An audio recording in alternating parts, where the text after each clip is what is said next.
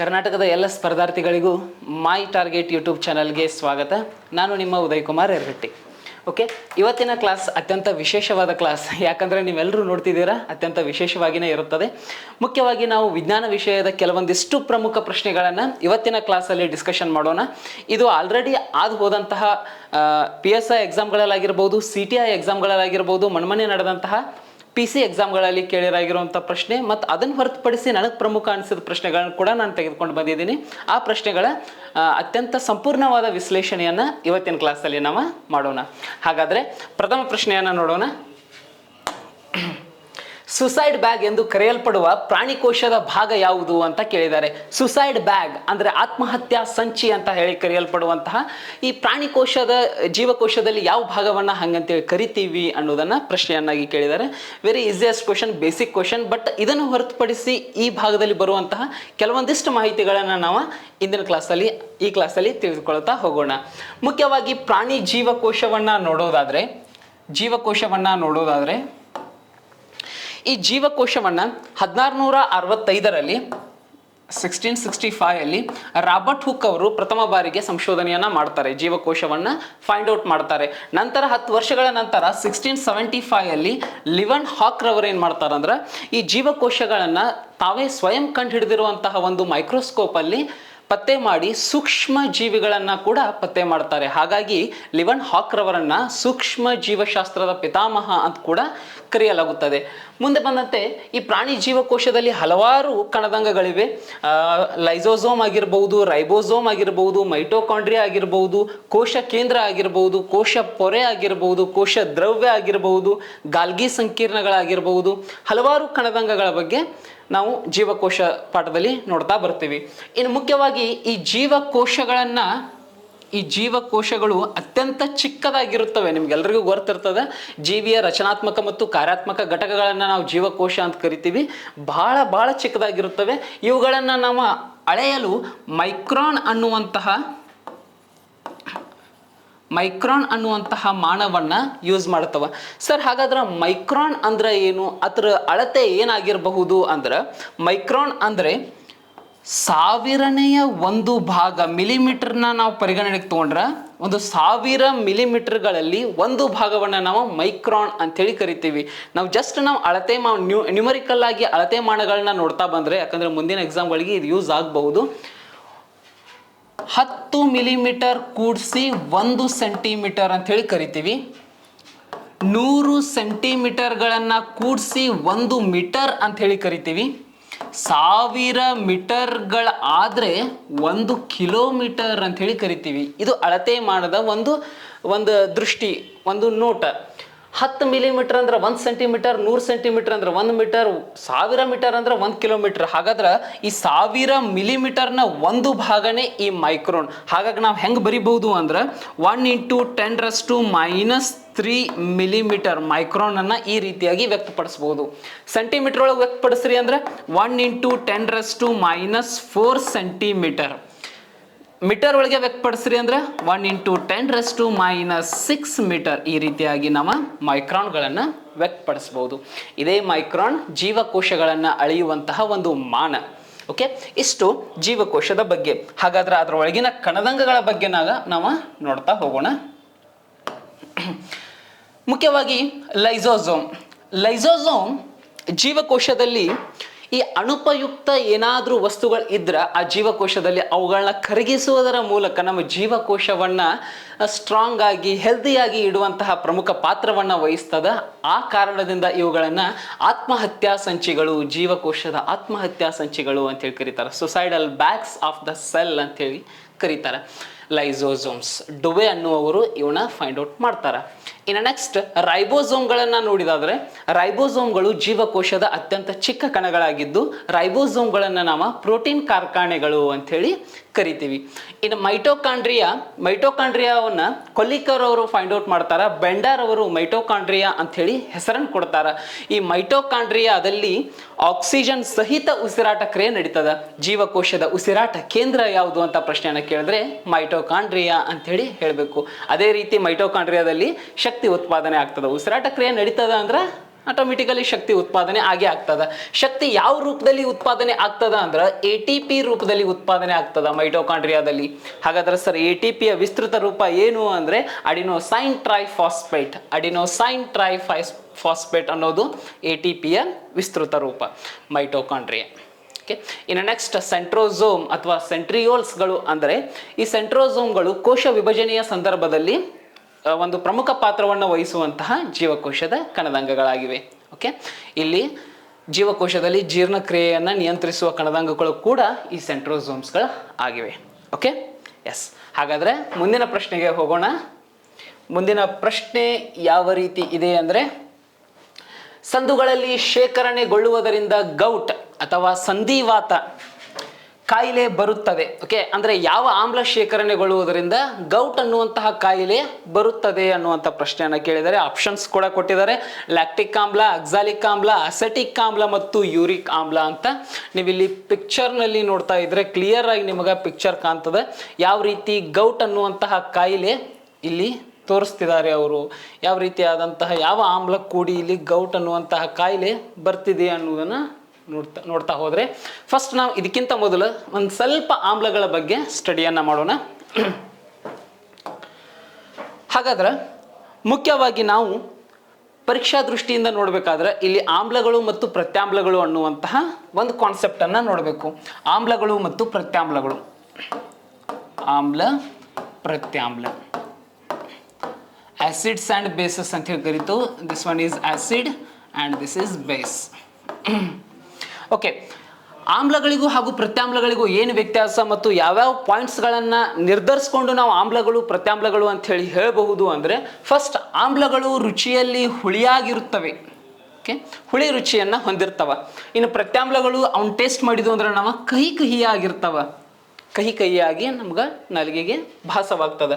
ಇನ್ನು ಆಮ್ಲಗಳ pH ಮೌಲ್ಯ, pH ಸ್ಕೇಲನ್ನು ನಾವು ಪರಿಗಣನೆಗೆ ತೆಗೆದುಕೊಂಡ್ರೆ, this one is pH scale ಅಂತ ತಿಳ್ಕೊರಿ.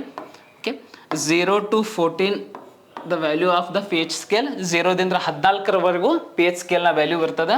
7 ಅನ್ನೋದು ಮಿಡ್ ವ್ಯಾಲ್ಯೂ. ಈ 7 pH ಮೌಲ್ಯವನ್ನು ಹೊಂದಿರ್ತದ ಅಂದ್ರೆ ಇದು ಶುದ್ಧ ನೀರಾಗಿರ್ತದೆ. ಓಕೆ, ಶುದ್ಧ ದ್ರಾವಣ, ಮಳೆ ನೀರಾಗಿರ್ಬೋದು, ಬಟ್ಟಿ ಇಳಿಸಿದ ನೀರಾಗಿರ್ಬೋದು, ಡಿಸ್ಟಿಲ್ಡ್ ವಾಟರ್ ಆಗಿರ್ಬೋದು, ಶುದ್ಧವಾದಂತಹ ಒಂದು ತಟಸ್ಥವಾದಂತಹ ದ್ರಾವಣವನ್ನು ಅದರ pH ಮೌಲ್ಯವನ್ನು ನೋಡಿದಾಗ ನಾವು 7 ಆಗಿರ್ತದೆ. ಇನ್ನು 7ಕ್ಕಿಂತ ಕಡಿಮೆ ಇದ್ರೆ, ಇಟ್ ಮೀನ್ಸ್ 0 to 7 ಇದ್ರೆ ಇವುಗಳನ್ನು ನಾವು ಆಮ್ಲಗಳು ಅಂತ ಹೇಳಿ ಕರಿತೀವಿ. 0 to 14 ಇದ್ರೆ ಅಂದ್ರೆ 7ಅನ್ನು ಮೀರಿ 7ನ ಮೇಲೆ ಇದ್ರೆ ಇವುಗಳನ್ನ ನಾವು ಪ್ರತ್ಯಾಮ್ಲಗಳು ಅಂಥೇಳಿ ಕರಿತೀವಿ. ಓಕೆ, pH ಸ್ಕೇಲ್ನಲ್ಲಿ pH ಅಳತೆ ಮಾಡೋದಲ್ಲಿ 7ಕ್ಕಿಂತ ಕಡಿಮೆ ಇರುವಂತಹ ದ್ರಾವಣಗಳನ್ನು ಅಥವಾ 7ಕ್ಕಿಂತ ಕಡಿಮೆ ಇರುವಂತಹ ವಸ್ತುಗಳನ್ನು ನಾವು ಆಮ್ಲೀಯ ವಸ್ತುಗಳಂತ ಹೇಳಿ ಕರೆದ್ರೆ, 7ಕ್ಕಿಂತ ಮೇಲಿರುವಂತಹ ದ್ರಾವಣಗಳನ್ನು ನಾವು ಪ್ರತ್ಯಾಮ್ಲೀಯ ಅಂತೇಳಿ ಕರಿತೀವಿ. ಇಲ್ಲಿ ಮತ್ತೊಂದು ಸ್ವಲ್ಪ ಡೆಪ್ತ್ ಹೋಗಿ ಇಲ್ಲೂ ಒಂದು ಕ್ವಶನ್ ಆಗ್ಬೋದು. ಯಾವ ರೀತಿ ಕ್ವಶನ್ ಆಗ್ತದ ಅಂದ್ರೆ, 0ಕ್ಕೆ ಸಮೀಪವಿರುವಂತಹ, 0ಕ್ಕೆ ಭಾಳ ರಿಲೇಟ್ ಆಗಿರುವಂತಹ, ಭಾಳ ಸಮೀಪ ಇರುವಂಥವು ಪ್ರಬಲ ಆಮ್ಲಗಳು. ಇನ್ನು 7ಗೆ ಸಮೀಪ ಇರುವಂತಹ ಅಂದರೆ ಫಾರ್ ಎಕ್ಸಾಂಪಲ್ 6.2, 6.5, 6.8 ಈ ರೀತಿಯಾದಂತಹ ವಸ್ತುಗಳನ್ನು ಅಥವಾ ದ್ರಾವಣಗಳನ್ನು ನಾವು ದುರ್ಬಲ ಆಮ್ಲಗಳು ಅಂತೇಳಿ ಕರಿತೀವಿ. ಅವು ಆಮ್ಲಗಳೇ, ಅದರ ಪ್ರಬಲ ದುರ್ಬಲ ಅಂಥೇಳಿ 2 ಪಾಠನ ಮಾಡಲಾಗಿದೆ. ಅದೇ ರೀತಿ ನಾವು ಪ್ರತ್ಯಾಮ್ಲಗಳ ವಿಷಯಕ್ಕೆ ನೋಡಿದ್ರೆ 7 ಆಸ್ಪಾಸ್ ಇದ್ದಂಥವು, ಇಟ್ ಮೀನ್ಸ್ 7.5, 8, 8.5 ಈ ರೀತಿ ಇರುವಂತಹ ದ್ರಾವಣಗಳನ್ನು ಅಥವಾ ಈ ರೀತಿ ಇರುವಂತಹ ವಸ್ತುಗಳನ್ನು ನಾವು ದುರ್ಬಲ ಪ್ರತ್ಯಾಮ್ಲ ಅಂತೇಳಿ ಕರೆದ್ರೆ, 14ಗೆ ನಿಯರ್ ಆಗಿರುವಂಥ ವಸ್ತುಗಳನ್ನು ನಾವು ಪ್ರಬಲ ಪ್ರತ್ಯಾಮ್ಲಗಳು ಅಂತೇಳಿ ಕರಿತೀವಿ. ಓಕೆ, ಸ್ವಲ್ಪ ಡೆಪ್ತ್ ಆಗಿ ಹೋದರೆ ಈ ರೀತಿ ಕ್ವಶನ್ಸ್ಗಳು ಸ್ಟೇಟ್ಮೆಂಟ್ ವೈಸ್ ಬೀಳುವಂಥ ಸಾಧ್ಯತೆ ಮುಂದಿನ ಪರೀಕ್ಷೆಗಳಲ್ಲಿ ಬಹಳ ಹೆಚ್ಚಾಗಿರ್ತದೆ. ಅದರಲ್ಲೂ ಸೈನ್ಸ್ನಲ್ಲಿ 100% ಡೆಪ್ತ್ ಹೋಗ್ತಾ ಇದ್ದಾರೆ. 0 to 14 pH ಸ್ಕೇಲ್ನ ಮೌಲ್ಯ. 7 ಅನ್ನೋದು ತಟಸ್ಥವಾಗಿರ್ತದೆ, ತಟಸ್ಥ ದ್ರಾವಣದ ಮೌಲ್ಯವಾಗಿರ್ತದೆ. 0 to 7 ಆಮ್ಲ, ಅದರಲ್ಲೂ 0ಕ್ಕೆ ಸಮೀಪಿದ್ದು ಅಂದ್ರೆ ಪ್ರಬಲ ಆಮ್ಲಗಳು, 7ಕ್ಕೆ ಸಮೀಪಿದ್ದು ಅಂದ್ರೆ ದುರ್ಬಲ ಆಮ್ಲಗಳು. 7 to 14 ಪ್ರತ್ಯಾಮ್ಲಗಳು, 7ಕ್ಕೆ ಸಮೀಪಿದ್ದು ಅಂದ್ರೆ ದುರ್ಬಲ ಪ್ರತ್ಯಾಮ್ಲಗಳು, 14ಕ್ಕೆ ಸಮೀಪಿದ್ದು ಅಂದ್ರೆ ಪ್ರಬಲ ಪ್ರತ್ಯಾಮ್ಲಗಳು. ಈ ರೀತಿಯಾಗಿ ನಾವು pH ಸ್ಕೇಲನ್ನು ಕರೆಕ್ಟಾಗಿ ನೋಡ್ಕೋಬೇಕು. ಹಾಗಾದ್ರೆ ಆಮ್ಲಗಳ pH ಮೌಲ್ಯ ಏನಿರ್ತದೆ? 7ಕ್ಕಿಂತ ಕಡಿಮೆ. ಪ್ರತ್ಯಾಮ್ಲಗಳ pH ಮೌಲ್ಯ 7ಕ್ಕಿಂತ ಹೆಚ್ಚು. ಓಕೆ, 7ಕ್ಕಿಂತ ಹೆಚ್ಚಾಗಿರ್ತದೆ. ಇನ್ನು ಹಾಗಾದ್ರೆ ಸರ್ ಪ್ರಬಲ ಆಮ್ಲಗಳು ಯಾವುವು, ಇಲ್ಲಿ ಯಾವ ಬರ್ತಾವ ಝೀರೋ ನಿಯರ್ ಅಂಥೇಳಿ ನಾವು ನೋಡೋದಾದ್ರೆ ಮುಖ್ಯವಾಗಿ ನಮ್ಗೆಲ್ರಿಗೂ ಗೊತ್ತಿರ್ತದೆ HCl. ಓಕೆ, ಹೈಡ್ರೋಕ್ಲೋರಿಕ್ ಆಸಿಡ್ ಅಂಥೇಳಿ ಕರಿತೀವಿ. ಹೈಡ್ರೋಕ್ಲೋರಿಕ್ ಆಸಿಡ್ ಒಂದು ಪ್ರಬಲ ಆಮ್ಲಕ್ಕೆ ಉದಾಹರಣೆ ಆಗಿರ್ತದೆ. ಇದನ್ನು ಹೊರತುಪಡಿಸಿದ್ದು ಅಂದ್ರೆ H2SO4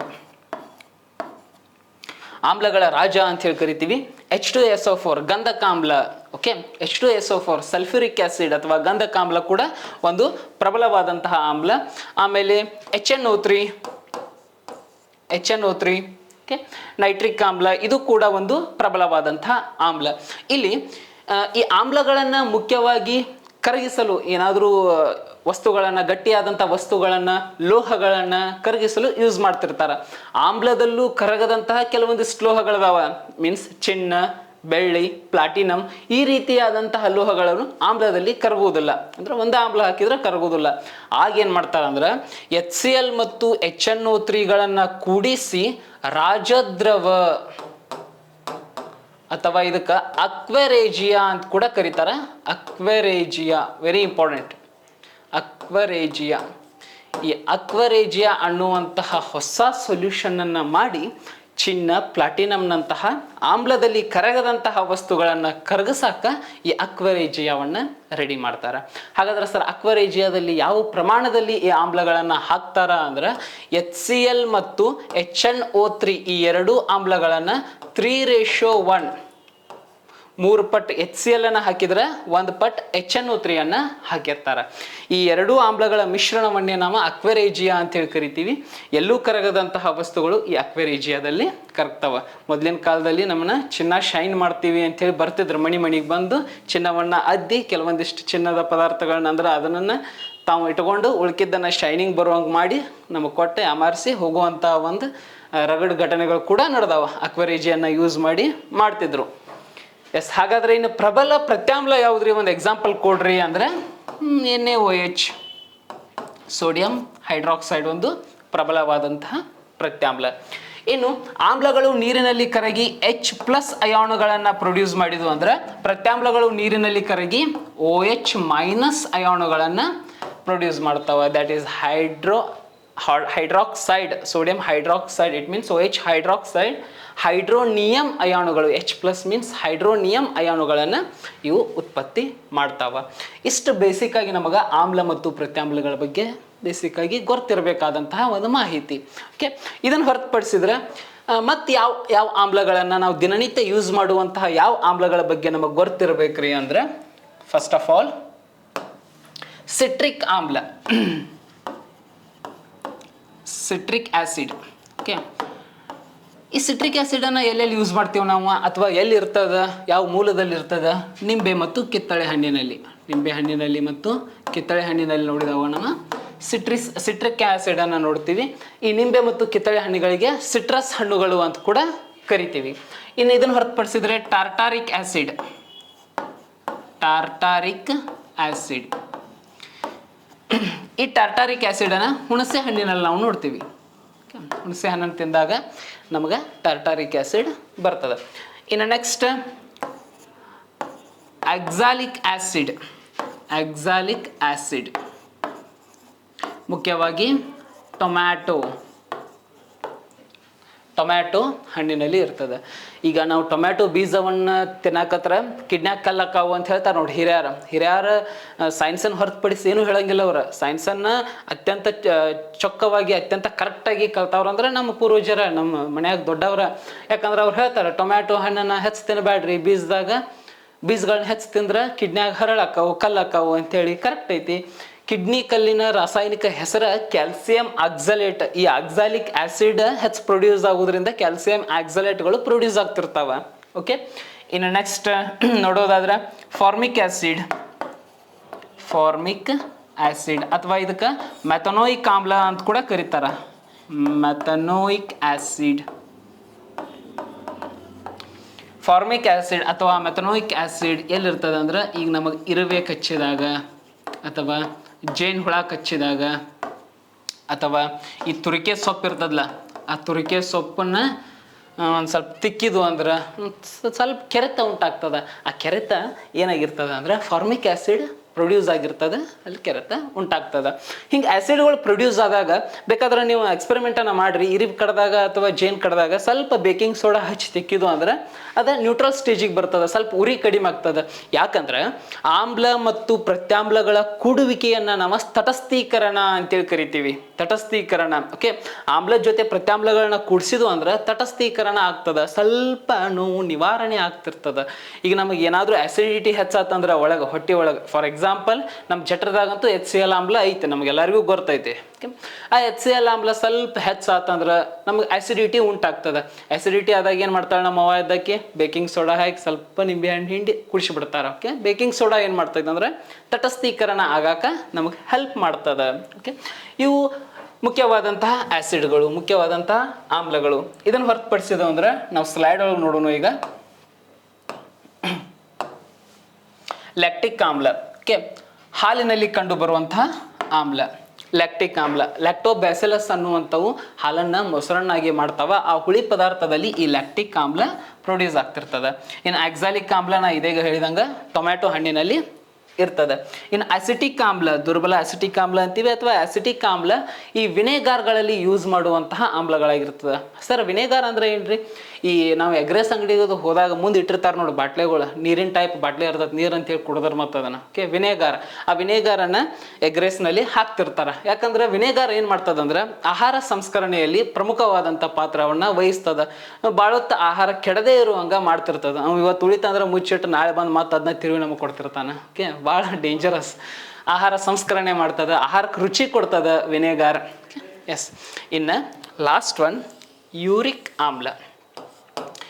ಸಂದುಗಳಲ್ಲಿ ಗೌಟ್, ಈ ಸಂಧಿವಾತ ಅನ್ನುವಂತಹ ರೋಗ ಬರಕ್ಕೆ ಕಾರಣ ವೆರಿ ಡೇಂಜರಸ್ ಆದಂಥದ್ದೇ ಯೂರಿಕ್ ಆಮ್ಲ. ಈ ಯೂರಿಕ್ ಆಮ್ಲ ಅಂದ್ರೆ ಏನು, ಯಾವ ರೀತಿಯಾಗಿ ಇದು ಸಂಧಿವಾತವನ್ನು ಕ್ರಿಯೇಟ್ ಮಾಡ್ತದೆ, ನಾವು ಇದರಿಂದ ತಪ್ಪಿಸ್ಕೊಳ್ಳೋದು ಹೆಂಗೆ ಅನ್ನೋದನ್ನು ಸಂಕ್ಷಿಪ್ತವಾಗಿ ಹೇಳ್ತಾನೆ ನೋಡ್ರಿ. ಯೂರಿಕ್ ಆಮ್ಲ ಆಲ್ರೆಡಿ ನಮ್ಮ ದೇಹದಾಗಿರ್ತದೆ, ರಕ್ತದಲ್ಲಿ. ನಾವು ಹೆಚ್ಚಾಗಿ ಮದ್ಯಪಾನ ಸೇವನೆ ಮಾಡಕತ್ತು ಅಂದ್ರೆ, ನೀರು ಕಡಿಮೆ ಕುಡಿಯಾಕತ್ತಿದ್ದು ಅಂದ್ರೆ, ಈ ಬೀರ್ ಕುಡಿತಿರ್ತಾರಲ್ಲ, ಬೀರ್ ಕುಡಿಯಾತಿದ್ದು ಅಂದ್ರೆ ದೋಸ್ತರು ಕುಡಿಸ್ತಾರೆ ಫಸ್ಟ್ ಎಲ್ಲ ಚೆಂದಂಗೆ ರೊಕ್ಕ ಅವ್ರದ ಖರ್ಚು ಮಾಡಿ, ಆಮೇಲೆ ನಮಗೆ ಚಟ ಕಲಿಸಿ ಅವ್ರು ಬಿಡ್ತಾರೋ, ನಾವು ಚಲೋ ಮಾಡಿರ್ತೇವೆ. ಓಕೆ, ಈ ರೀತಿಯಾಗಿ ಮತ್ತೆ ಹೇಳ್ತಿರ್ತಾನೆ ಡಾಕ್ಟ್ರ ಕುಡಿ ಅಂದಾರ್ಲಿ ಅಂತೇಳಿ. ಯಾವ ಡಾಕ್ಟ್ರು ಇನ್ನೂ ಮಟ್ಟ ಬೀರ್ ಕುಡಿ ಅಂತ ಎಲ್ಲಿ ಹೇಳೋದಿಲ್ಲ. ಓಕೆ, ಯಾರು ಅಂತ ಕೆಲಸ ಮಾಡೋದಿಲ್ಲ ಅವ್ರ. ಇವ ಡಾಕ್ಟರ್ ಆಗಿರ್ತಾನೆ ದೋಸ್ತ, ಡಾಕ್ಟರ್ ಆಗಿ ನಮಗೆ ಸಿಕ್ಕಂಗ ಕುಡಿಸ್ತಿರ್ತಾನು. ಅದರಿಂದ ಭಾಳ ಹೆಚ್ಚು ಯೂರಿಕ್ ಆಮ್ಲ ಪ್ರೊಡ್ಯೂಸ್ ಆಗ್ತಿರ್ತೈತಿ. ಆಮೇಲೆ ಈ ಸಿ ಪ್ರಾಡಕ್ಟ್ ಅಂತ ಬರ್ತಾವೆ ನೋಡ್ರಿ, ಈ ಮೀನಾಗಿರ್ಬೋದು, ಮೀನಂತೂ ಭಾಳ ಹೆವಿ ಯೂರಿಕ್ ಆಮ್ಲ ಪ್ರೊಡ್ಯೂಸ್ ಮಾಡ್ತೈತಿ. ನೆಕ್ಸ್ಟ್ ಮೀಟ್ ಆಗಿರ್ಬೋದು, ಮಾಂಸಗಳು, ಇವೆಲ್ಲವೂ ಯೂರಿಕ್ ಆಮ್ಲದ ಉತ್ಪಾದನೆಯಲ್ಲಿ ಪ್ರಮುಖ ಪಾತ್ರವನ್ನು ವಹಿಸ್ತಾವೆ. ಈ ಯೂರಿಕ್ ಆ್ಯಸಿಡ್ ಏನಾದರೂ ರಕ್ತದಲ್ಲಿ ಅಥವಾ ದೇಹದಲ್ಲಿ ಹೆಚ್ಚಾಗೈತೆ ಅಂದ್ರೆ ಹೋಗಿ ಮುಖ್ಯವಾಗಿ ನಮ್ಮ ಕಾಲು ಬೆರಳಿನ ಈ ಸಂದ್ ಇರ್ತದಲ್ಲ, ಓಕೆ, ಎಲುಬಿನ ನಡುವಿನ ಈ ಸಂದುಗಳಲ್ಲಿ ಈ ರೀತಿ ಶೇಖರಣೆ ಆಗ್ತದೆ. ಈ ರೀತಿಯಾದಂತಹ ಸೈಡ್ ಶೇಖರಣೆ ಆಗಿ ಮುಖ್ಯವಾಗಿ ಇಲ್ಲಿ ನೋಡ್ರಿ ಯೂರಿಕ್ ಆ್ಯಸಿಡ್ ಸ್ವೆಲ್ಲಿಂಗ್ ಈ ರೀತಿಯಾದಂತಹ ಒಂದು ಗಾಯವಾದಂಥ ರೀತಿಯಲ್ಲಿ ತೋರ್ಪಡಿಸ್ತದೆ. ಕಾಲು ಹಗರ್ ಉದ್ಕೊಳಕ್ಕೆ ಸ್ಟಾರ್ಟ್ ಆಗ್ತದೆ, ಭಾಳ ಹೆಚ್ಚಿನ ಪ್ರಮಾಣದಲ್ಲಿ ನೋವು ಆಗಕ್ಕೆ ಹಿಡಿತದೆ. ಓಕೆ, ಈ ರೀತಿ ಆಗಬಾರ್ದು ಸರ್. ನಮಗೀಗ ಯೂರಿಕ್ ಆ್ಯಸಿಡ್ ಕಡಿಮೆ ಆಗಬೇಕು, ಏನು ಮಾಡಬೇಕು ಅಂದ್ರೆ ಫಸ್ಟ್ ಆಫ್ ಆಲ್ ಹೆಚ್ಚು ನೀರು ಕುಡಿಬೇಕು ಮೊದಲು ಮನುಷ್ಯ. ನಮ್ಮ ಕಿಡ್ನಿಗಳಾಗಿರ್ಬೋದು, ನಮ್ಮ ದೇಹ ಆಗಿರ್ಬೋದು, ನಮ್ಮ ರಕ್ತ ಆಗಿರ್ಬೋದು, ಇಂಥ ಯಾವುದೇ ಸಣ್ಣ ಪುಟ್ಟ ರೋಗಗಳು ಬರಬಾರ್ದಂದ್ರೆ ಸುಸಜ್ಜಿತವಾಗಿ ಚೆಂದಂಗೆ ನೀರು ಕುಡಿದು ಕಲಿಬೇಕು ನಾವು. ಓಕೆ, ಇನ್ನು ನೀರು ಕುಡಿಬೇಕು. ನೆಕ್ಸ್ಟ್ ಮತ್ತೇನು ಇದಾಗೈತ್ರಿ, ಈಗ ಹೆಂಗೆ ನಿವಾರಣೆ ಮಾಡ್ಕೋದಾ ಅಂದ್ರೆ ಈ ಅಮೃತ ಬಳ್ಳಿ ಅಂತ ಇರ್ತದೆ, ಅದನ್ನು ನಾವು ಕುಡಿಯೋದ್ರಿಂದ, ಕಷಾಯ ಮಾಡಿ ಕುಡಿಯೋದ್ರಿಂದ, ಅಥವಾ ಈ ಅಲ್ಲ ಬೆಳ್ಳುಳ್ಳಿ ಪೇಸ್ಟನ್ನು ಕಷಾಯ ಮಾಡಿ ಕುಡಿಯೋದ್ರಿಂದ ಈ ಯೂರಿಕ್ ಆ್ಯಸಿಡ್ ಸ್ವಲ್ಪ ಪ್ರಮಾಣದಾಗ ಕಡಿಮೆ ಆಗಿ ಈ ಸಂಧಿವಾತ ಅಥವಾ ಗೌಟ್ ಅನ್ನುವಂತಹ ರೋಗ ಕಡಿಮೆ ಆಗೋ ಚಾನ್ಸಸ್ ಕೂಡ ಇರ್ತದೆ. ಓಕೆ, ಹಾಗಾದ್ರೆ ಸಂಧಿಗಳಲ್ಲಿ ಶೇಖರಣೆಗೊಳ್ಳುವುದರಿಂದ ಸಂಧಿವಾತ ರೋಗಕ್ಕೆ ಕಾರಣವಾದಂತಹ ಆಮ್ಲ ಯಾವುದು ಅಂತ ಕೇಳಿದ್ರೆ ಯೂರಿಕ್ ಆ್ಯಸಿಡ್. ಎಸ್, ನೆಕ್ಸ್ಟ್ ಕ್ವಶನ್ಗೆ ಹೋಗೋಣ. ಓಕೆ, ಮುಂದಿನ ಪ್ರಶ್ನೆ ಈ ರೀತಿಯಾಗಿದೆ. ಕಾರ್ಬೋಹೈಡ್ರೇಟ್ ಹೊಂದಿರುವ ಆಮ್ಲಜನಕ ಮತ್ತು ಜಲಜನಕದ ಅಣುವಿನ ಅನುಪಾತವೇನು ಅಂತ ಕೇಳಿದ್ದಾರೆ. ಕಾರ್ಬೋಹೈಡ್ರೇಟ್ನಲ್ಲಿ ಆಮ್ಲಜನಕ ಮತ್ತು ಜಲಜನಕ, ಆಕ್ಸಿಜನ್ ಮತ್ತು ಹೈಡ್ರೋಜನ್ನ ರೇಷಿಯೋಸ್ ಎಷ್ಟು ಅನ್ನುವಂಥ ಒಂದು ಪ್ರಶ್ನೆಯನ್ನು ಕೇಳಿದ್ದಾರೆ. ವೆರಿ ಇಂಪಾರ್ಟೆಂಟ್ ಪ್ರಶ್ನೆ, ಮತ್ತು ನಾವು ಕಾರ್ಬೋಹೈಡ್ರೇಟ್ನ ಬಗ್ಗೆ ತಿಳ್ಕೊಳ್ಳೋದು ಕೂಡ ಅತ್ಯಂತ ಪ್ರಮುಖವಾಗಿದೆ. ಹಾಗಾದ್ರೆ ಕಾರ್ಬೋಹೈಡ್ರೇಟ್ ಅಂದರೆ ಏನು, ಕಾರ್ಬೋಹೈಡ್ರೇಟ್ನಲ್ಲಿ ಯಾವ ಅಣುಗಳು ಎಷ್ಟು ಪ್ರಮಾಣದಲ್ಲಿ ಇರ್ತಾವ, ಕಾರ್ಬೋಹೈಡ್ರೇಟ್ ನಮಗೆ ಏನನ್ನು ಒದಗಿಸ್ಕೊಡ್ತದ ಅನ್ನೋದನ್ನು ಸಂಕ್ಷಿಪ್ತವಾಗಿ ನೋಡ್ತಾ ಹೋಗೋಣ. ಫಸ್ಟ್ ಕಾರ್ಬೋಹೈಡ್ರೇಟ್ ಹೆಸರಿನಲ್ಲೇ ಇರುವಂತೆ carbohydrate, carbon, hydrogen and oxygen. Okay, carbon, hydrogen ಮತ್ತು ಆಕ್ಸಿಜನ್ ಅನ್ನು ಹೊಂದಿರುವಂತಹ ಪದಾರ್ಥಗಳನ್ನು ನಾವು ಕಾರ್ಬೋಹೈಡ್ರೇಟ್ಸ್ ಅಂತ ಹೇಳಿ ಕರಿತೀವಿ. ಹಾಗಾದ್ರೆ ಸರ್ ಅನುಪಾತ ಏನ್ರಿ ಈ ಥರದಂದ್ರೆ ಕಾರ್ಬನ್ 1 ಅನುಪಾತದಲ್ಲಿತ್ತಂದ್ರೆ ಹೈಡ್ರೋಜನ್ 2 ಅನುಪಾತ ಮತ್ತು ಆಕ್ಸಿಜನ್ ಕೂಡ 1 ಅನುಪಾತ 1:2:1 ನಲ್ಲಿ ಕಾರ್ಬೋಹೈಡ್ರೇಟ್ನಲ್ಲಿ ಯಥೇಚ್ಛವಾಗಿ ಕಾರ್ಬನ್ ಹಾಗೂ ಹೈಡ್ರೋಜನ್ ಹಾಗೂ ಆಕ್ಸಿಜನ್, ಕಾರ್ಬನ್, ಹೈಡ್ರೋಜನ್ ಹಾಗೂ ಆಕ್ಸಿಜನ್ಗಳ ಇರ್ತಾವ. ಹಾಗಾದ್ರೆ ಕಾರ್ಬೋಹೈಡ್ರೇಟ್ಸ್ಗಳು ಯಾವ್ಯಾವ ಮೂಲದಿಂದ ನಮಗೆ ದೊರೀತಾವ ಅಂದ್ರೆ ಮುಖ್ಯವಾಗಿ ಗೋಧಿಯ ಪದಾರ್ಥಗಳನ್ನು, ಈ ಭತ್ತದ ಪದಾರ್ಥಗಳನ್ನು ಅಂದ್ರೆ ಅನ್ನವನ್ನು ತಿಂದಾಗ, ಮುಖ್ಯವಾಗಿ ಆಲೂಗಡ್ಡೆಯಲ್ಲಿ, ಬಾಳೆಹಣ್ಣಿನಲ್ಲಿ. ಓಕೆ, ಇಲ್ಲಿ ಕಾರ್ಬೋಹೈಡ್ರೇಟ್ಸ್ಗಳನ್ನು ನಾವು ನೋಡ್ತೀವಿ. ಕಾರ್ಬೋಹೈಡ್ರೇಟ್ಸ್ಗಳು ಮಾನವನ ದೇಹಕ್ಕೆ ಶಕ್ತಿ ಒದಗಿಸುವಲ್ಲಿ ಪ್ರಮುಖವಾದಂತಹ ಪಾತ್ರಗಳನ್ನ ವಹಿಸ್ತಾವ. ನೀವು ನಂಬಲ್ಲ, 70 to 80% ಶಕ್ತಿಯನ್ನು ಮಾನವನಿಗೆ ಒದಗಿಸುವಂತಹ ಆಹಾರ ಪದಾರ್ಥಗಳು ಯಾವುವು ಅಂದ್ರೆ ಇದೇ ಕಾರ್ಬೋಹೈಡ್ರೇಟ್ಸ್ಗಳು. ಅದಕ್ಕೆ ನೋಡ್ರಿ, ನಾವು ಊಟ ಮಾಡಲಿಲ್ಲ ಅಂದ್ರೆ 1-2 ಬಾಳೆಹಣ್ಣು ತಿಂದ್ರೆ ನಮಗೆ ಹೊಟ್ಟೆ ತುಂಬಿದಂಗೆ ಆಗುದ, ಸ್ವಲ್ಪ ಶಕ್ತಿ ಬಂದಂಗೆ ಆಗುದ, ಈ ರೀತಿಯಾಗಿ ಆಗ್ತಿರ್ತದೆ. ಹಾಗಾದ್ರೆ ಈ ಕಾರ್ಬೋಹೈಡ್ರೇಟ್ಸ್ಗಳನ್ನು ನಾವು ಕನ್ನಡದಲ್ಲಿ ಶರ್ಕರ ಪಿಷ್ಟಗಳು ಅಂತ ಹೇಳಿ ಕೂಡ ಕರಿತೀವಿ. ಕಾರ್ಬೋಹೈಡ್ರೇಟ್ಸ್ನಲ್ಲಿ ಕಾರ್ಬನ್ನ, ಹೈಡ್ರೋಜನ್ನ, ಆಕ್ಸಿಜನ್ ಇರ್ತದೆ. 1:2:1 ಪ್ರಮಾಣದಲ್ಲಿ ಇರ್ತದೆ. ಈ ಮೂಲಗಳಲ್ಲಿ ಕಾರ್ಬೋಹೈಡ್ರೇಟ್ಸ್ ಇರ್ತಾವ. ಹಾಗೂ ಕಾರ್ಬೋಹೈಡ್ರೇಟ್ಸನ್ನು ಶರ್ಕರ ಪಿಷ್ಟಗಳು ಅಂತೇಳಿ ಕರೆದ್ರೆ ಈ ಶರ್ಕರ ಪಿಷ್ಟಗಳಲ್ಲಿ ವಿಧಗಳನ್ನ ಕೂಡ ಮಾಡ್ತೀವಿ. ಆ ವಿಧಗಳನ್ನು ನೋಡೋದಾದ್ರೆ ಮೊನೋಸ್ಯಾಕರೈಡ್, ಡೈಸ್ಯಾಕರೈಡ್ಸ್ ಆ್ಯಂಡ್ ಪಾಲಿಸ್ಯಾಕರೈಡ್ಸ್. ಓಕೆ, ಏಕ ಶರ್ಕರ ಪಿಷ್ಟಗಳು, ದ್ವಿಶರ್ಕರ ಪಿಷ್ಟಗಳು ಹಾಗೂ ಬಹುಶರ್ಕರ ಪಿಷ್ಟಗಳು ಅಂಥೇಳಿ 3 ವಿಭಾಗಗಳನ್ನು ಮಾಡ್ತೀವಿ. ಓಕೆ, ಹಾಗಾದ್ರೆ ಈ ಮೊನೋಸ್ಯಾಕರೈಡ್ಸ್ಗಳಿಗೆ ಯಾವುವು ಉದಾಹರಣೆ, ಡೈಸ್ಯಾಕರೈಡ್ಗಳಿಗೆ ಉದಾಹರಣೆಗಳಾವು ಮತ್ತು ಪಾಲಿಸ್ಯಾಕರೈಡ್ಗಳಿಗೆ ಎಕ್ಸಾಂಪಲ್ಸ್ ಯಾವುವು ಅನ್ನೋದನ್ನು ನೋಡೋಣ. ಇಲ್ಲಿ ಶರ್ಕರ ಪಿಷ್ಟಗಳನ್ನು ನೋಡೋದಾದರೆ ಮೊನೋಸ್ಯಾಕರೈಡಲ್ಲಿ ಮುಖ್ಯವಾಗಿ glucose, fructose, okay, fruit sugar ಅಂತೇಳಿ ಕರಿತೀವಿ ನಾವು, ಫ್ರುಕ್ಟೋಸ್. ನಂತರ ribose. Okay, ribose, glucose, fructose, ribose ಇವು ಮೊನೋಸ್ಯಾಕರೈಡ್ಗೆ ಎಕ್ಸಾಂಪಲ್ಸ್ ಆದ್ರೆ ಡೈಸ್ಯಾಕರೈಡ್ಗೆ ಎಕ್ಸಾಂಪಲ್ಸ್ ಯಾವುವು ಅಂದ್ರು maltose, sucrose, then lactose. Okay, table sugar ಅಂತ ಕರಿತೀವಿ ಸುಕ್ರೋಸನ್ನು, ಲ್ಯಾಕ್ಟೋಸ್ ನಿಮಗೆಲ್ಲರಿಗೂ ಗೊತ್ತಿದ್ದಂಗೆ milk sugar, then maltose. Okay, ಪಾಲಿಸ್ಯಾಕರೈಡ್ಗೆ ಎಕ್ಸಾಂಪಲ್ಸ್ ಯಾವುವು ಅಂದರೆ ಪಿಷ್ಟ, ಇದನ್ನು ನಾವು ಸ್ಟಾರ್ಚ್ ಅಂತ ಹೇಳಿ ಕರಿತೀವಿ, ಪಿಷ್ಟ, ಸೆಲ್ಯುಲೋಸ್, ಗ್ಲೈಕೋಜನ್. ಓಕೆ, ಮುಂದಿನ ಪರೀಕ್ಷೆಗಳಲ್ಲಿ ಇದರ ಮ್ಯಾಲ್ ಕ್ವಶನನ್ನು ಕೇಳಬಹುದು. ರಿಮೂವಲ್ ಆಪ್ಷನ್ ಮೂಲಕ ನೀವು ರಿಮೂವ್ ಕೂಡ ಮಾಡ್ಕೋಬಹುದು. ಮೊನೋಸ್ಯಾಕರೈಡ್ಸ್ಗೆ example glucose, fructose and ribose. ಡೈಸ್ಯಾಕರೈಡ್ಗೆ example maltose, sucrose and lactose.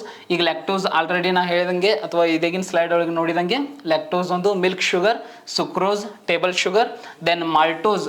ಈ ಮಾಲ್ಟೋಸ್ ಯಾವ ರೀತಿಯಾಗಿ ನಮ್ಮ ದೇಹದಲ್ಲಿ ಹೋಗ್ತದೆ ಅಂದರೆ ನಾವು ತಿಂದಂಥ ಆಹಾರ ಪಿಷ್ಟ ರೂಪದ ಆಹಾರವಾಗಿರ್ತದೆ. ಆ ಪಿಷ್ಟ ರೂಪದ ಆಹಾರವನ್ನು ಲಾಲಾರಸದಲ್ಲಿರುವಂತಹ ಅಮೈಲೇಸ್ ಎನ್ನುವಂತಹ ಕಿಣ್ವ, ಈ ಅಮೈಲೇಸ್ ಕಿಣ್ವ ಏನು ಮಾಡ್ತದೆ ಅಂದ್ರೆ ಪಿಷ್ಟವನ್ನು ಮಾಲ್ಟೋಸನ್ನಾಗಿ ಪರಿವರ್ತನೆಗೊಳಿಸ್ತದೆ. ಅಮೈಲೇಸ್ ಕಿಣ್ವ ಆಹಾರದಲ್ಲಿರುವಂಥ ಪಿಷ್ಟವನ್ನು ಮಾಲ್ಟೋಸನ್ನಾಗಿ ಪರಿವರ್ತನೆಗೊಳಿಸಿ ದೇಹಕ್ಕೆ ಕಳಿಸ್ತದೆ. ಇನ್ನು ನೆಕ್ಸ್ಟ್ ಪಾಲಿಸ್ಯಾಕರೈಡ್ಗೆ ಎಕ್ಸಾಂಪಲ್ಸ್ಗಳನ್ನ ನೋಡೋದಾದರೆ ಸ್ಟಾರ್ಚ್ ಆಗಿರ್ಬೋದು, ಸೆಲ್ಯುಲೋಸ್ ಆಗಿರ್ಬೋದು, ಗ್ಲೈಕೋಜನ್ ಆಗಿರ್ಬೋದು. ಸೆಲ್ಯುಲೋಸ್ ಬಗ್ಗೆ ನೋಡೋದಾದರೆ ಸಸ್ಯ ಜೀವಕೋಶದಲ್ಲಿ ಇರುವಂತಹ ಕೋಶಭಿತ್ತಿಯಲ್ಲಿರುವಂತಹ ಒಂದು ಪದಾರ್ಥ ಸೆಲ್ಯುಲೋಸ್. ಇನ್ನು ಗ್ಲೈಕೋಜನ್ ನಮ್ಮ ದೇಹದಲ್ಲೇ ಇರುವಂತಹ ಗ್ಲೈಕೋಜನ್ ನಾವು ಉಪವಾಸ ಮಾಡುವಾಗ ಗ್ಲೂಕೋಸ್ ಆಗಿ ಗ್ಲೂಕೋಸ್ ಇದ್ದದ್ದೇ ಫಸ್ಟ್ ಗ್ಲೈಕೋಜನ್ ಆಗಿರ್ತದೆ, ಆಮೇಲೆ ಗ್ಲೈಕೋಜನ್ ಶೇಖರಣೆಗೊಂಡು ನಾವು ಉಪವಾಸ ಮಾಡಬೇಕಾದ್ರೆ ನಮ್ಮ ದೇಹಕ್ಕೆ ಶಕ್ತಿಯನ್ನು ಕೊಡುವಲ್ಲಿ ಪ್ರಮುಖ ಪಾತ್ರವನ್ನು ವಹಿಸ್ತದೆ. ಓಕೆ, ಇಷ್ಟು ಮುಖ್ಯವಾಗಿ ಕಾರ್ಬೋಹೈಡ್ರೇಟ್ಸ್ ಬಗ್ಗೆ ಒಂದು ಸಂಕ್ಷಿಪ್ತವಾದಂತಹ ವಿವರಣೆ.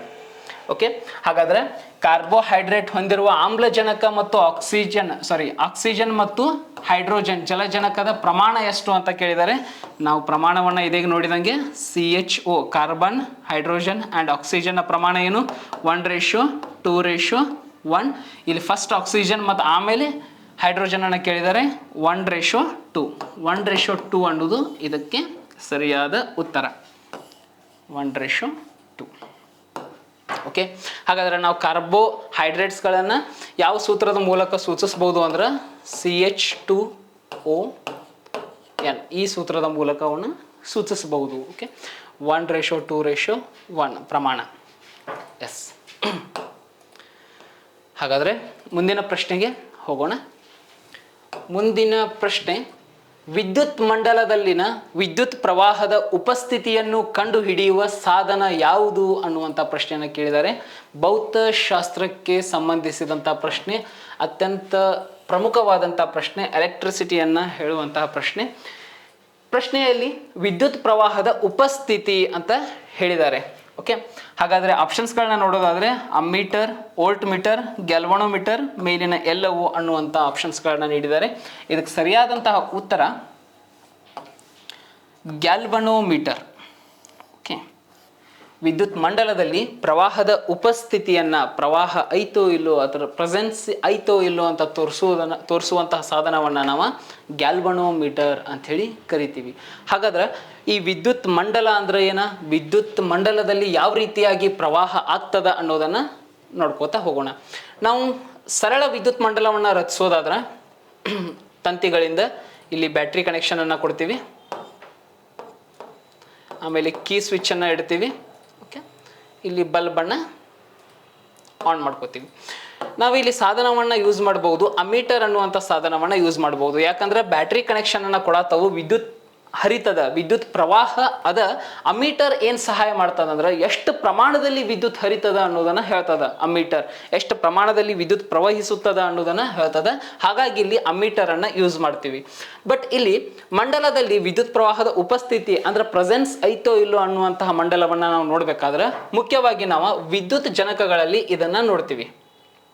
ವಿದ್ಯುತ್ ಜನಕಗಳಲ್ಲಿ ಯಾಕೆ ವಿದ್ಯುತ್ ಜನಕಗಳಲ್ಲಿ ಗ್ಯಾಲ್ವನೋಮೀಟರನ್ನು ಯೂಸ್ ಮಾಡ್ತಾರೆ ಅಂದ್ರೆ ವಿದ್ಯುತ್ ಜನಕಗಳಿಂದ ನಾವು ವಿದ್ಯುತ್ತನ್ನು ತೆಗೆದುಕೊಳ್ತಿರ್ತವೆ, ವಿದ್ಯುತ್ತನ್ನು ಪ್ರೊಡ್ಯೂಸ್ ಆಗ್ತಿರ್ತದೆ ವಿದ್ಯುತ್ ಜನಕಗಳಿಂದ. ಹಾಗಾಗಿ ಪ್ರೊಡ್ಯೂಸ್ ಆಗುವಾಗ ಉಪಸ್ಥಿತಿ ಐತೋ ಇಲ್ಲೋ, ವಿದ್ಯುತ್ ಐತೋ ಇಲ್ಲೋ ಅನ್ನೋದನ್ನು ನಾವು ಗ್ಯಾಲ್ವನೋಮೀಟರ್ಗಳ ಮೂಲಕ ಕಂಡುಹಿಡಿತೇವೆ. ಇಲ್ಲಿ ಚಿತ್ರ ಅದ ನೋಡತ್ತೀರಿ ನಿಮ್ಮ ಗ್ಯಾಲ್ವನೋಮೀಟರ್ನ ಚಿತ್ರ. ಹಾಗಾದ್ರೆ ಸರ್ ವಿದ್ಯುತ್ ಜನಕ ಅಂದ್ರೆ ಏನು, ಯಾವ ತತ್ವದ ಅನುಸಾರ ಅದು ವರ್ಕ್ ಮಾಡ್ತದ ಅನ್ನೋದನ್ನು ಸಂಕ್ಷಿಪ್ತವಾಗಿ ನೋಡೋದಾದ್ರೆ, ಫಸ್ಟ್ ವಿದ್ಯುತ್ ಕಾಂತೀಯ ಪರಿಣಾಮಕ್ಕೆ ಸಂಬಂಧಪಟ್ಟಂಗ ಫ್ಲೆಮಿಂಗ್ನ 2 ನಿಯಮಗಳದಾವ. ಫ್ಲೆಮಿಂಗ್ನ ಬಲಗೈ ನಿಯಮ ಮತ್ತು ಫ್ಲೆಮಿಂಗ್ನ ಎಡಗೈ ನಿಯಮ. ಫ್ಲೆಮಿಂಗ್ನ ಎಡಗೈ ನಿಯಮ ಮತ್ತು ಫ್ಲೆಮಿಂಗ್ನ ಬಲಗೈ ನಿಯಮ. ಓಕೆ, 2 ನಿಯಮಗಳನ್ನು ನಾವು ನೋಡ್ತೀವಿ. ಏನು ಹೇಳ್ತಾನೆ ಈ 2 ನಿಯಮಗಳಲ್ಲಿ ಫ್ಲೆಮಿಂಗ್ ಅಂದ್ರೆ, ಫ್ಲೆಮಿಂಗ್ ಅವರು ಫಸ್ಟ್ ಎಡಗೈ ನಿಯಮದಲ್ಲಿ ಏನು ಹೇಳ್ತಾರೆ ಅಂದ್ರೆ, ಎಡಗೈನ ಹೆಬ್ಬೆರಳು ಮತ್ತು ತೋರ್ಬೆರಳು ಹಾಗೂ ಮಧ್ಯದ ಬೆರಳನ್ನು ಲಂಬವಾಗಿ ಇರಿಸಿಕೊಂಡು, ಎಡಗೈನ 3 ಬೆರಳುಗಳನ್ನು ಲಂಬವಾಗಿ ಇರಿಸಿಕೊಂಡಾಗ ಇಲ್ಲಿ ತೋರ್ಬೆರಳು ಕಾಂತಕ್ಷೇತ್ರದ ದಿಕ್ಕನ್ನು ತೋರಿಸ್ತಿರ್ತದ, ಹಾಗೂ ಹೆಬ್ಬೆರಳು ಪ್ರವಹಿಸುತ್ತಿರುವಂತಹ ವಿದ್ಯುತ್ನ ಚಲನೆ ಅಥವಾ ಉಂಟಾಗುವ ಬಲದ ದಿಕ್ಕನ್ನು ತೋರಿಸಿದ್ರೆ ನಮ್ಮ ಮಧ್ಯದ ಬೆರಳು, ಇಟ್ ಮೀನ್ಸ್ ಫ್ಲೆಮಿಂಗ್ ಹೇಳುವ ಹಾಗೆ ಮಧ್ಯದ ಬೆರಳು ವಿದ್ಯುತ್ ಪ್ರವಾಹದ ದಿಕ್ಕನ್ನು ತೋರಿಸ್ತಿರ್ತದೆ. ಈ ತತ್ವವನ್ನು ಆಧರಿಸಿದಂತಹ ಅಂದರೆ ಎಡಗೈ ತತ್ವವನ್ನು ಆಧರಿಸಿ ವರ್ಕ್ ಮಾಡುವಂತಹ ಸಾಧನವೇ ವಿದ್ಯುತ್ ಮೋಟಾರ್. ವಿದ್ಯುತ್ ಮೋಟಾರ್. ಹಾಗಾದ್ರೆ ವಿದ್ಯುತ್ ಮೋಟಾರ್ ಯಾವ ರೀತಿಯಾಗಿ ವರ್ಕ್ ಮಾಡ್ತದ ಅಂದ್ರೆ, ವಿದ್ಯುತ್ ಮೋಟಾರ್ ಫಸ್ಟ್ ವಿದ್ಯುತ್ತನ್ನು ತೆಗೆದುಕೊಂಡು, ವಿದ್ಯುತ್ ಶಕ್ತಿಯನ್ನು ತೆಗೆದುಕೊಂಡು ಅದನ್ನು ಯಾಂತ್ರಿಕ ಶಕ್ತಿಯನ್ನಾಗಿ ಕನ್ವರ್ಟ್ ಮಾಡ್ತದ. ನೀವೆಲ್ಲರೂ ನೋಡಿರ್ತಾರ ವಿದ್ಯುತ್ತನ್ನು 2 HP 3 HP ಮೋಟ್ರ್ಗಳನ್ನ ಕುಣಿಸಿರ್ತಾರೆ. ಕೆಳಗೆ ಏನಾರ ನೀರಿದ್ದು ಅಂದರೆ ಎತ್ತಿ ಅದನ್ನು ಮ್ಯಾಗ್ ಸಿಂಟೆಕ್ಸಕ್ಕೆ ಒಗಿತದೆ. ಅದನ್ನು ಮನುಷ್ಯರು ಮಾಡ್ಬೋದು, ಆದ್ರೆ ಇಟ್ ಮೀನ್ಸ್ ಮೆಕ್ಯಾನಿಕಲ್ ಎನರ್ಜಿ, ಯಾಂತ್ರಿಕ ಶಕ್ತಿ ಮಾನವರು ಮಾಡ್ಬೋದು ಅದನ್ನು. ಬಟ್ ಮಾನವರು ಮಾಡಿದಾಗ ಟೈಮ್ ಎಷ್ಟು ತೊಗೋತದ, ಆ ಯಂತ್ರ ಮಾಡಿದಾಗ ಎಷ್ಟು ಟೈಮ್ ತೊಗೋತದ, ಮತ್ತು ಯಾವ ರೀತಿಯಾಗಿ ಯಂತ್ರ ಮಾಡ್ತದ. ವಿದ್ಯುತ್ತನ್ನು ಯೂಸ್ ಮಾಡ್ಕೋತದ, ವಿದ್ಯುತ್ತನ್ನು ಫಸ್ಟ್ ಸ್ವಿಚ್ಚಿಗೆ ಹಾಕ್ಬೇಕು. ನಾವು ಹಾಕಿದ ಮ್ಯಾಗ ಅದ ಈ ಮೆಕ್ಯಾನಿಕಲ್ ಎನರ್ಜಿಯನ್ನು ತೋರ್ಪಡಿಸ್ತದ. ಇದು ವಿದ್ಯುತ್ ಮೋಟಾರ್ ಮಾಡುವಂತಹ ಕೆಲಸ. ಫ್ಲೆಮಿಂಗ್ನ ಎಡಗೈ ನಿಯಮಾನುಸಾರ ಈ ಕೆಲಸ ಆಗ್ತಿರ್ತದೆ. ಹಾಗಾದ್ರೆ ಫ್ಲೆಮಿಂಗ್ನ ಬಲಗೈ ನಿಯಮ ಏನು ಹೇಳ್ತದ? ಬಲಗೈ ನಿಯಮದಲ್ಲಿ ಫ್ಲೆಮಿಂಗ್ ಅವ್ರು ಏನು ಹೇಳ್ತಾರಂದ್ರೆ, ತೋರ್ಬೆರಳು, ಮಧ್ಯದ ಬೆರಳು ಮತ್ತು ಹೆಬ್ಬೆರಳನ್ನು ಪರಸ್ಪರ ಲಂಬವಾಗಿನ ಇರಿಸಬೇಕು. ಇಲ್ಲೂ ಕೂಡ ತೋರ್ಬೆರಳು ಚಲನೆ ಕಾಂತಕ್ಷೇತ್ರದ ದಿಕ್ಕನ್ನು ತೋರಿಸ್ತಿರ್ತದೆ. ಹೆಬ್ಬೆರಳು ಪ್ರವಹಿಸುತ್ತಿರುವಂತಹ ಚಲನೆ, ವಿದ್ಯುತ್ನ ಚಲನಾ ದಿಕ್ಕನ್ನು ತೋರಿಸಿದ್ರೆ ತೋರ್ಬೆರಳು ಪ್ರೇರಿತ ವಿದ್ಯುತ್ ಪ್ರವಾಹದ ದಿಕ್ಕನ್ನು ತೋರಿಸ್ತಿರ್ತದೆ. ಇಲ್ಲಿ ಗಮನಿಸ್ರಿ, ಇಲ್ಲಿ ಪ್ರವಾಹದ ದಿಕ್ಕು ಅಷ್ಟ ಅಂದೆ, ಇಲ್ಲಿ ಪ್ರೇರಿತ ವಿದ್ಯುತ್ ಪ್ರವಾಹ ಅಂದ್ರೆ ಬಲಗೈ ನಿಯಮದಲ್ಲಿ ವರ್ಕ್ ಮಾಡುವಂತಹ ಸಾಧನಗಳು ವಿದ್ಯುತ್ತನ್ನು ಪ್ರೊಡ್ಯೂಸ್ ಮಾಡ್ತಿರ್ತಾವ. ಎಡಗೈ ನಿಯಮದಲ್ಲಿ ವರ್ಕ್ ಮಾಡುವಂತಹ ಸಾಧನಗಳು ವಿದ್ಯುತ್ತನ್ನು ಅಡಾಪ್ಟ್ ಮಾಡ್ತಿರ್ತಾವ, ತಗೊಂಡು ವರ್ಕ್ ಮಾಡ್ತಿರ್ತಾವ. ಇಲ್ಲಿ ವಿದ್ಯುತ್ತನ್ನೇ ಪ್ರೊಡ್ಯೂಸ್ ಮಾಡ್ತಿರ್ತಾವ. ಮುಖ್ಯವಾಗಿ ನಾವಿಲ್ಲಿ ವಿದ್ಯುತ್ ಜನಕವನ್ನ ನೋಡಬಹುದು. ಬಿಟ್ರೆ ಡೈನಮೋ. ಓಕೆ, ಈ ಡೈನಮೋಗಳ ಮೊದಲಿನ ಕಾಲದಾಗ ಅಜ್ಜಗಳು ಸೈಕಲ್ ಐತಂತ ಅನ್ಕೋರಿ, ಸೈಕಲ್ ಹಿಂದೆ ಡೈನಮೋ ಸಾಧನವನ್ನ ಕುಂಡ್ರಿಸ್ತಿದ್ರು, ಮುಂದೆ ಅವ್ರದ್ದು ಲೈಟ್ ಹತ್ತಿತ್ತು. ಓಕೆ, ಯಾಂತ್ರಿಕ ಶಕ್ತಿಯನ್ನು, ಅಲ್ಲಿ ಗಾಳಿ ಎಷ್ಟು ತಿರುಗ್ತೈತಲ್ಲ ಆ ಯಾಂತ್ರಿಕ ಶಕ್ತಿಯನ್ನು ಯೂಸ್ ಮಾಡಿ ವಿದ್ಯುತ್ ಶಕ್ತಿಯನ್ನಾಗಿ ಮಾಡುವಂಥ ಸಾಧನಗಳು ವಿದ್ಯುತ್ ಜನಕಗಳು. ವಿದ್ಯುತ್ ಶಕ್ತಿಯನ್ನು ತಗೊಂಡು ಯಾಂತ್ರಿಕ ಶಕ್ತಿಯನ್ನಾಗಿ ಮಾಡುವಂಥ ಸಾಧನಗಳು ವಿದ್ಯುತ್ ಮೋಟಾರ್ಗಳು. ಇಲ್ಲೇನಾಗ್ತದೆ, ಯಾಂತ್ರಿಕ ಶಕ್ತಿ ಕನ್ವರ್ಟ್ಸ್ ಟು ಎಲೆಕ್ಟ್ರಿಕಲ್ ಎನರ್ಜಿ. ವಿದ್ಯುತ್ ಶಕ್ತಿ, mechanical energy converts to the electrical energy. ಫ್ಲೆಮಿಂಗ್ನ ಬಲಗೈ ನಿಯಮ. ಇಂತಹ ಸಂದರ್ಭದಲ್ಲಿ ವಿದ್ಯುತ್ ಜನಕದಲ್ಲಿ ವಿದ್ಯುತ್ ಐತೋ ಇಲ್ಲೋ, ವಿದ್ಯುತ್ನ ಪ್ರೆಸೆನ್ಸ್ ಐತೋ ಇಲ್ಲೋ ಅಂತ ನೋಡಕ್ಕೆ ನಾವು ಗ್ಯಾಲ್ವನೋಮೀಟರನ್ನು ಅಪ್ಲೈ ಮಾಡ್ತೀವಿ. ಓಕೆ, ಮೇ ಬಿ ಈ ಕ್ವಶನ್ ಬಗ್ಗೆ ನಿಮಗೆ ಇದ್ದಂಥ ಎಲ್ಲ ಡೌಟ್ಸು ಕ್ಲಿಯರ್ ಆಗಿದೆ ಅಂತ ಅನ್ಕೋತೀನಿ. ಉಪಸ್ಥಿತಿಯನ್ನು ನೋಡೋದಾದರೆ ಗ್ಯಾಲ್ವನೋಮೀಟರ್, ವಿದ್ಯುತ್ ಪ್ರವಾಹದ ಪ್ರಮಾಣವನ್ನು ನೋಡೋದಾದರೆ ಅಮ್ಮೀಟರ್. ಇನ್ನು ವೋಲ್ಟೇಜನ್ನು ಚೆಕ್ ಮಾಡೋಕ್ಕೆ ನಾವು ವೋಲ್ಟ್ ಮೀಟರನ್ನು ಯೂಸ್ ಮಾಡ್ತಿರ್ತೀವಿ. Yes, go to the next one. Montreal protocol ಯಾವುದಕ್ಕೆ ಸಂಬಂಧಿಸಿದೆ? ಓಕೆ, ಮಾಂಟ್ರಿಯಲ್ ಪ್ರೋಟೋಕಾಲ್ ಅನ್ನುವಂತಹ ಒಪ್ಪಂದ ಕೆಳಗಿನವುಗಳಲ್ಲಿ ಯಾವುದಕ್ಕೆ ಸಂಬಂಧಿಸಿದೆ ಅನ್ನುವಂಥ ಪ್ರಶ್ನೆಯನ್ನು ಕೇಳಿದ್ದಾರೆ. ಈ ಪ್ರಶ್ನೆಗೆ ಸರಿಯಾದಂಥ ಆಯ್ಕೆ ಓಝೋನ್ ಪದರ ಕ್ಷೀಣಿಸುವಿಕೆಗೆ ಈ ಮಾಂಟ್ರಿಯಲ್ ಪ್ರೋಟೋಕಾಲ್ ಅನ್ನುವಂಥ ಒಪ್ಪಂದ ಸಂಬಂಧಿಸಿದೆ. ಹಾಗಾದರೆ ಮಾಂಟ್ರಿಯಲ್ ಪ್ರೋಟೋಕಾಲ್ ಒಪ್ಪಂದ ಯಾವಾಗ ಮಾಡಲಾಯಿತು, ಇದರ ಏನು ಬೆನಿಫಿಟ್ಸ್ ಅದಾವ ಅನ್ನೋದನ್ನು ನೋಡೋದಾದರೆ, ಮಾಂಟ್ರಿಯಲ್ ಪ್ರೋಟೋಕಾಲ್ ಈ ಒಪ್ಪಂದವನ್ನು 16 ಸೆಪ್ಟೆಂಬರ್ 1987ರಲ್ಲಿ ಜಾರಿಗೆ ತರಲಾಯಿತು. ಓಕೆ, ಆಲ್ಮೋಸ್ಟ್ ಎಲ್ಲ ದೇಶಗಳು ಸಹಿ ಮಾಡಿ ನಾವು ಓಝೋನ್ ಪದರನ್ನ ಸುರಕ್ಷಿತವಾಗಿ ಇಟ್ಕೋತೀವಿ ಅಂಥೇಳಿ ಈ ಮಾಂಟ್ರಿಯಲ್ ಪ್ರೋಟೋಕಾಲ್ ಒಪ್ಪಂದವನ್ನು ಮಾಡ್ತವ. ನಂತರ 2016ರಲ್ಲಿ ಕಿಗಾಲಿ ತಿದ್ದುಪಡಿಯ ಪ್ರಕಾರ, ಕಿಗಾಲಿ ಅಮೆಂಡ್ಮೆಂಟ್ ಅಂತ ಹೇಳಿ ಬರ್ತದೆ, ಈ ಕಿಗಾಲಿ ತಿದ್ದುಪಡಿಯ ಪ್ರಕಾರ ಮಾಂಟ್ರಿಯಲ್ ಪ್ರೋಟೋಕಾಲ್ ಒಪ್ಪಂದದಲ್ಲಿ ಸ್ವಲ್ಪ ಬದಲಾವಣೆ ಆಗ್ತದೆ. ಏನು ಬದಲಾವಣೆ ಮಾಡ್ತಾರೆ ಅಂದ್ರೆ, ಈ ರೆಫ್ರಿಜರೇಟರ್ಗಳಲ್ಲಿ ಯೂಸ್ ಮಾಡುವಂತಹ CFCಗಳನ್ನು ತೆಗೆದುಹಾಕಿ HFCಗಳನ್ನು ಯೂಸ್ ಮಾಡಬೇಕು ಅನ್ನುವಂತಹ ಒಂದು ಮಾಹಿತಿಯನ್ನು ಈ ಕಿಗಾಲಿ ಅಮೆಂಡ್ಮೆಂಟ್, ಕಿಗಾಲಿ ತಿದ್ದುಪಡಿಯಲ್ಲಿ ಜಾರಿಗೆ ತರ್ತಾರೆ. ಹಾಗಾದ್ರೆ ಸರ್, ಓಝೋನ್ ಪದರ ಅಂದರೆ ಏನು, ಅದು ಯಾವ ರೀತಿಯಾಗಿ ಕ್ಷೀಣಿಸತದ, ಈ ಓಝೋನ್ನ ಯಾವ ರೀತಿಯಾಗಿ ಸುರಕ್ಷಿತವಾಗಿ ಕಾಪಾಡ್ಕೋಬೇಕು ಅನ್ನೋದನ್ನು ನಾವು ನೋಡ್ತಾ ಹೋಗೋಣ. ಫಸ್ಟ್, ಓಝೋನ್ ಅಂದರೆ ಆಕ್ಸಿಜನ್ನ 3 ಅಣುಗಳಿಂದ ಆದಂತಹ ಒಂದು ಪದರು. ಸರ್, ಯಾವ ರೀತಿ ಈ 3 ಅಣುಗಳು ಕೂಡಿರ್ತಾವ ಅಂದ್ರೆ, ಫಸ್ಟ್ ಆಕ್ಸಿಜನ್, ನಮ್ಮ ಆಕ್ಸಿಜನ್ ಏನು ನಾವು ತೆಗೆದುಕೊಳ್ಳುವಂಥ ಆಕ್ಸಿಜನ್ O2 ಆಕ್ಸಿಜನ್. ಈ O2 ಆಕ್ಸಿಜನ್ ವಿಭಜಿಸಿ O+O ಆಗ್ತದೆ. ಅತ್ಯಂತ ಹೆಚ್ಚಿನ ನೇರಳಾತೀತ ಕಿರಣಗಳು ಇಲ್ಲಿ ವರ್ಕ್ ಮಾಡಿ O2 ಅನ್ನು ವಿಭಜಿಸ್ತಾವ. ಈ ಒಂದು O ಇದ್ದಿದ್ದು ಇನ್ನೊಂದು O2 ಜೊತೆ ಕೂಡಿತು ಅಂದ್ರೆ O+O2 O3 ಆಗಿ ಬದಲಾವಣೆಯಾಗಿ ಓಝೋನ್ ಪದರ ನಿರ್ಮಾಣಗೊಳ್ತದೆ. ಹಾಗಾದ್ರೆ ಈ ಓಝೋನ್ ಪದರ ಎಲ್ಲಿ ನಿರ್ಮಾಣಗೊಂಡದ ಅಂದ್ರೆ, ನಮ್ಮ ಭೂಮಿಯ ವಾತಾವರಣದಲ್ಲಿ ನಾವು ಮುಖ್ಯವಾಗಿ 5 ಪದರಗಳನ್ನ ನೋಡ್ತೇವೆ ಮೇಲೆ ಹೋದಂತೆ. ಫಸ್ಟ್ ವಾತಾವರಣದ ಪ್ರಥಮ ಪದರನ್ನ ನಾವು ಟ್ರೋಪೋಸ್ಪಿಯರ್ ಅಂತೇಳಿ ಕರಿತೀವಿ. ನೆಕ್ಸ್ಟ್ ಸ್ಟ್ರಾಟೋಸ್ಪಿಯರ್, ಆಮೇಲೆ ಮಿಸೋಸ್ಪಿಯರ್, ನೆಕ್ಸ್ಟ್ ಥರ್ಮೋಸ್ಪಿಯರ್, ನಂತರ exosphere. Okay, troposphere, stratosphere, mesosphere, thermosphere, lastly exosphere. ಈ ಓಝೋನ್ ಪದರ ಈ ಸ್ಟ್ರಾಟೋಸ್ಪಿಯರ್ನಲ್ಲಿ ಕಂಡು ಬರ್ತದೆ. ಓಕೆ, ಸ್ಟ್ರಾಟೋಸ್ಪಿಯರ್ನಲ್ಲಿ ಕಂಡು ಬರ್ತದೆ. ಓಝೋನ್ ಪದರದ ಅಣುಸೂತ್ರ ಬರೆ ಅಂದ್ರೆ O3. ಓಝೋನ್ ಪದರ ಏನು ಮಾಡ್ತದ ಅಂದ್ರೆ, ಭೂಮಿಗೆ ಸೂರ್ಯನಿಂದ ಬರುವಂತಹ ಅತಿ ನೇರಳ ಕಿರಣಗಳನ್ನು ತಡೆ ಹಿಡಿಯುವಲ್ಲಿ ಪ್ರಮುಖ ಪಾತ್ರವನ್ನು ವಹಿಸ್ತದೆ. ಸರ್, ಓಝೋನ್ ಪದರ ಇರಲಿಲ್ಲ ಅಂದರೆ ಏನಾಗ್ತಿತ್ತು? ಈ ಓಝೋನ್ ಪದರ ಏನಾದರೂ ನಿರ್ಮಾಣ ಆಗಿರಲಿಲ್ಲ ಅಂದ್ರೆ ಸೂರ್ಯನಿಂದ ಬರುವಂತಹ ನೇರಳಾತೀತ ಕಿರಣಗಳು ಡೈರೆಕ್ಟ್ ಬಂದು ನಮ್ಮ ದೇಹದ ಮ್ಯಾಗ ಬಿದ್ದು ಅಂದ್ರೆ ಚರ್ಮದ ಕ್ಯಾನ್ಸರ್ ಆಗುವಂತಹ ಸಾಧ್ಯತೆ ಬಹಳ ಹೆಚ್ಚಾಗಿರ್ತದೆ. ಈ ರೀತಿಯಾಗಿ ಇದನ್ನು ತಡೆಗಟ್ಟುವಲ್ಲಿ ಓಝೋನ್ ಪದರ ಅತ್ಯಂತ ಪ್ರಮುಖವಾದಂತಹ ಪಾತ್ರವನ್ನು ವಹಿಸ್ತದೆ. ಇನ್ನು ಮಾನವ ತನ್ನ ದುರಾಸೆಗಾಗಿ ಮಾಡುವಂತಹ ಕೆಲವೊಂದಿಷ್ಟು ಘಟನೆಗಳಿಂದ ಇತ್ತೀಚೆಗೆ ಓಝೋನ್ ಪದರ ಕ್ಷೀಣಿಸ್ತಾ ಬರ್ತಿದೆ. ಮುಖ್ಯವಾಗಿ ಇದಕ್ಕೆ ಕಾರಣ ಈ CFC ಅನ್ನುವಂತಹ ಅನಿಲ. ನಾವು ರೆಫ್ರಿಜರೇಟರ್ಗಳಲ್ಲಿ, AC-ಗಳಲ್ಲಿ ಕಂಡುಬರುವಂತಹ ಈ CFC ಅನಿಲ ಓಝೋನ್ ಪದರದ ಕ್ಷೀಣಿಸುವಿಕೆಗೆ ಪ್ರಮುಖ ಪಾತ್ರವನ್ನು ವಹಿಸ್ತಾ ಇತ್ತು.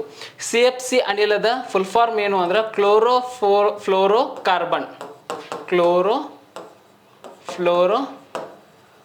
ಕಾರ್ಬನ್. ಓಕೆ, ಈ ಕ್ಲೋರೋಫ್ಲೋರೋಕಾರ್ಬನ್ನಲ್ಲಿ ಕ್ಲೋರೋ ಈ ಅಂಶ ಬಹಳ ಅಪಾಯಕಾರಿಯಾದಂಥ ಅಂಶ. ಅದರ ಸಂಬಂಧ ನಾವು ಕಿಗಾಲಿ ಒಪ್ಪಂದದಲ್ಲಿ ಏನು ಮಾಡ್ಕೊಂಡ್ವಿ? CFCಯ ಬದಲಾಗಿ HFCಗಳನ್ನು ಯೂಸ್ ಮಾಡುವುದು ಅನ್ನೋದನ್ನು ತಿಳಿದುಕೊಂಡಿವಿ. ಇಟ್ ಮೀನ್ಸ್ ಹೈಡ್ರೋಫ್ಲೋರೋಕಾರ್ಬನ್ಗಳನ್ನು ಇತ್ತೀಚಿನ ಸುಧಾರಿತ ರೆಫ್ರಿಜರೇಟರ್ಗಳಲ್ಲಿ, AC-ಗಳಲ್ಲಿ ಹಾಕುವುದರ ಮೂಲಕ ಓಝೋನ್ ಪದರದ ಒಂದು ಸಂರಕ್ಷಣೆಗೆ ನಾವು ಪ್ರಮುಖ ಪಾತ್ರವನ್ನು ವಹಿಸಬೇಕು ಅನ್ನೋದೇ ಈ ಕಿಗಾಲಿ ತಿದ್ದುಪಡಿಯ ಪ್ರಮುಖವಾದಂಥ ಒಂದು ಹೇಳಿಕೆ ಆಗಿದೆ. ಇಷ್ಟು ಓಝೋನ್ ಪದರದ ಕ್ಷೀಣಿಸುವಿಕೆ ಹಾಗೂ ಓಝೋನ್ ಪದರವನ್ನು ನಾವು ಹೆಂಗೆ ಸಂರಕ್ಷಣೆ ಮಾಡ್ಕೋಬೇಕು, ಮುಂದಿನ ಪೀಳಿಗೆಗೆ ನಾವು ಯಾವ ರೀತಿ ಭೂಮಿಯನ್ನು ಸುರಕ್ಷಿತವಾಗಿ ಬಿಟ್ಟು ಕೊಡಬೇಕು ಅನ್ನೋದನ್ನು ನೋಡ್ತಾ ಬಂದ್ವಿ. ಇದೇ ಮಾಂಟ್ರಿಯಲ್ ಪ್ರೋಟೋಕಾಲ್ನ ಪ್ರಮುಖವಾದಂತಹ ಒಂದು ಒಪ್ಪಂದ, ಓಝೋನ್ ಪದರನ್ನು ರಕ್ಷಣೆ ಮಾಡಿಕೊಳ್ಳೋದಾಗಿದೆ. ಓಕೆ, ಇಷ್ಟೊತ್ತನ ನಾವು ಹಲವಾರು ಪ್ರಶ್ನೆಗಳನ್ನು ನೋಡ್ತಾ ಹೋಗಿದ್ವಿ. ಅತ್ಯಂತ ಪ್ರಮುಖವಾದ ಪ್ರಶ್ನೆಗಳು. ಐ ಹೋಪ್ ನಿಮಗೆಲ್ಲರಿಗೂ ಈ ಪ್ರಶ್ನೆಗಳು ಅಂಡರ್ಸ್ಟ್ಯಾಂಡ್ ಆಗಿದೆ ಅಂತ. ಎಲ್ಲರಿಗೂ ಧನ್ಯವಾದಗಳು.